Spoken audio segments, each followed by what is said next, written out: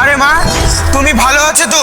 কালকে তো আমি তোমাকে দেখতে আসতে পারিনি, কিন্তু আজকে আমি তোমাকে দেখতে এসেছি।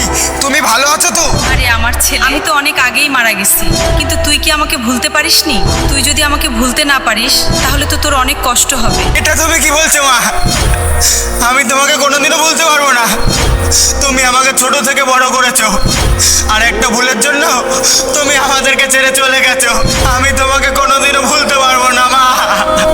আরে সোলজার, তুমি কবরস্থানে দাঁড়িয়ে দাঁড়িয়ে কি করছো? স্যার তোমাকে ডাকলো, তাড়াতাড়ি আসো। ঠিক আছে, চলো।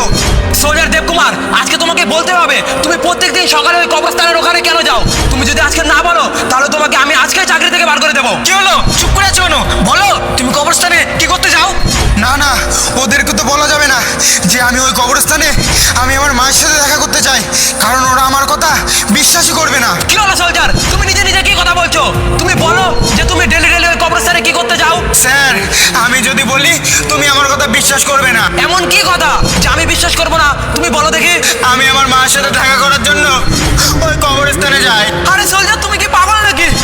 তুমি তোমার মায়ের সঙ্গে দেখা করার জন্য ওই কবরস্থানে যাও, কিন্তু তোমার মা তো অনেকদিন আগে মারা গেছে। তুমি কি আমাকে মিথ্যে কথা বলছো? আরে না স্যার, আমি তোমাকে সত্যি কথাই বলছি। কি? তাহলে তুমি সত্যি কথা বলছো? ঠিক আছে, তাহলে এক্ষুনি চলো ওই কবরস্থানে, আমিও দেখবো তোমার মা কোথা থেকে আসে। চলো চলো সোলজার, চল তাড়াতাড়ি, আমিও দেখবো তোর মা কোথা থেকে আসে। তোমাদের কবরস্থানে যাওয়ার কোনো দরকার নেই, আমি নিজেই এখানে চলে এসেছি। আর আমার ছেলে কোনো মিথ্যা কথা বলছে না, ও সত্যিই আমার সাথে প্রত্যেকদিন দেখা করতে আসে। তুমি ওকে কিচ্ছু বলো না। মা, আরে আমার ছেলে, আমি খালি এটা বলার জন্য এসেছিলাম যে তুই কোনো মিথ্যা কথা বলছিস না। এখন আমি আসছি, তোরা ভালো থাক। মা!